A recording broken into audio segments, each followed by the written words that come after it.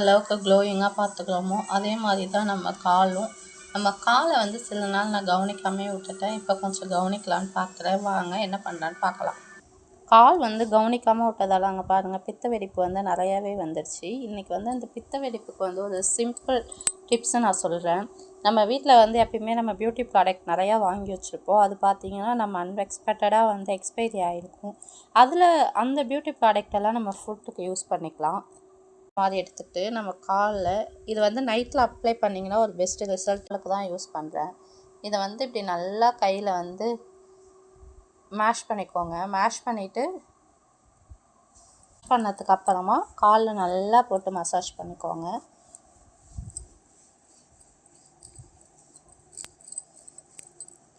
நம்ம பாதமும் அந்த அளவுக்கு நம்ம வந்து கேர் பண்ணி பார்த்துக்கணும்.